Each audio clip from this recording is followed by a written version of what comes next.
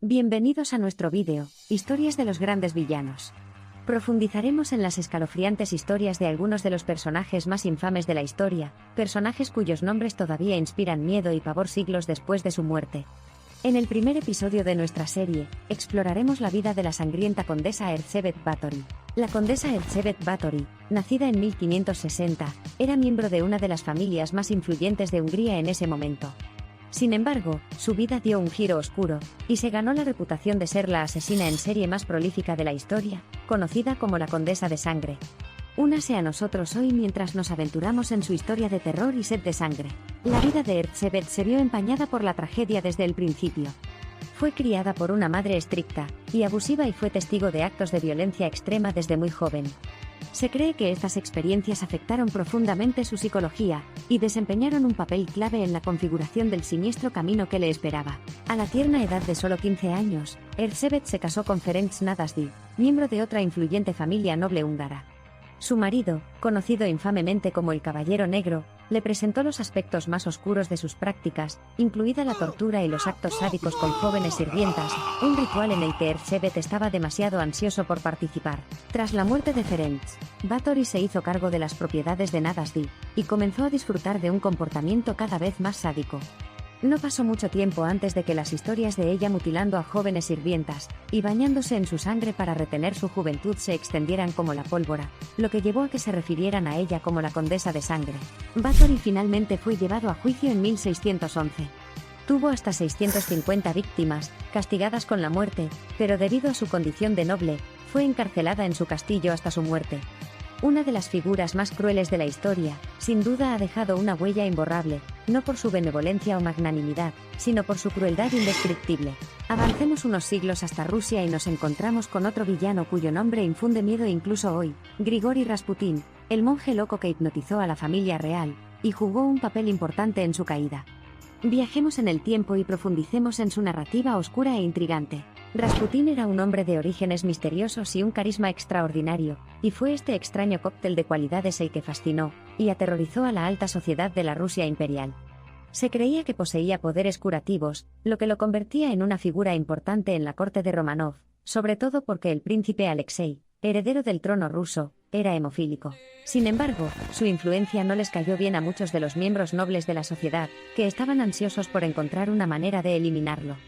Estos numerosos intentos de asesinato y la aparente invencibilidad del monje solo sirvieron para alimentar la leyenda del monje loco. La caída de Rasputin finalmente se produjo en 1916, cuando fue brutalmente asesinado por un grupo de nobles en la casa del príncipe Félix Yusupov.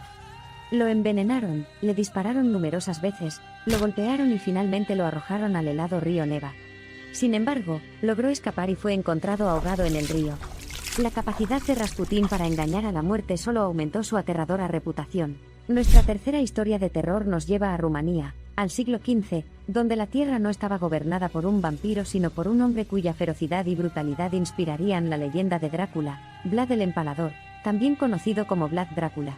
Nacido en la casa de Draculesti, Vlad III pasó gran parte de su infancia en la corte otomana como rehén, un lugar donde la brutalidad y la violencia formaban parte integrante de la vida cotidiana.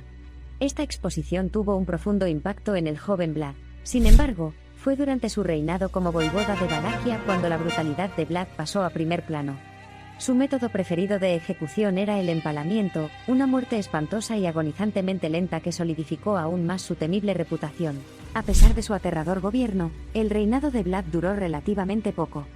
Murió en una batalla contra el Imperio Otomano, pero sus actos crueles y métodos brutales lo convirtieron en una figura perdurable e infame, que inspiró innumerables cuentos y leyendas, incluido el del vampiro, el conde Drácula. Avanzando hacia el siglo XX, nos encontramos con otra historia fascinante de Charles Manson, cuyo reinado de terror sacudió a Estados Unidos a finales de los años 60.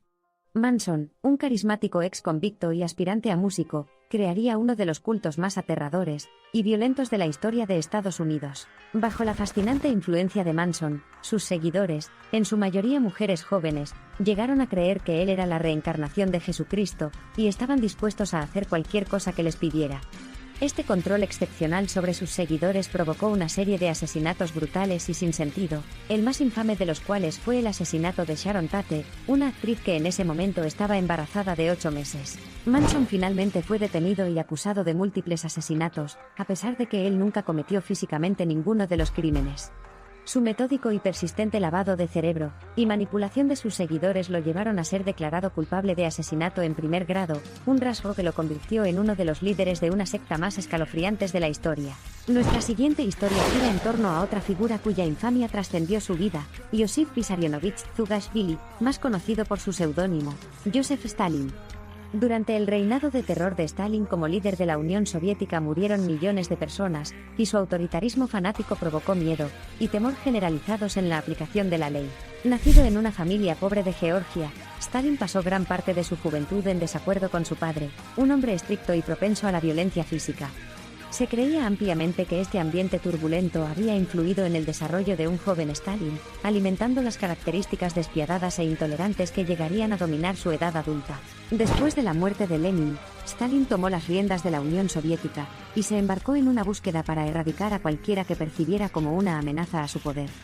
Millones de personas fueron encarceladas, exiliadas o ejecutadas durante el reinado de Stalin, ya que creó una atmósfera aduladora de miedo y obediencia. Sin embargo, a pesar de sus mejores esfuerzos, ni siquiera un hombre tan temido y poderoso como Stalin pudo engañar a la muerte. En marzo de 1953, Stalin murió, dejando un legado de derramamiento de sangre y terror que se recuerda hasta el día de hoy. Incluso ahora, décadas después de su muerte, el nombre Joseph Stalin es sinónimo de miedo, pavor y total depravación del potencial humano.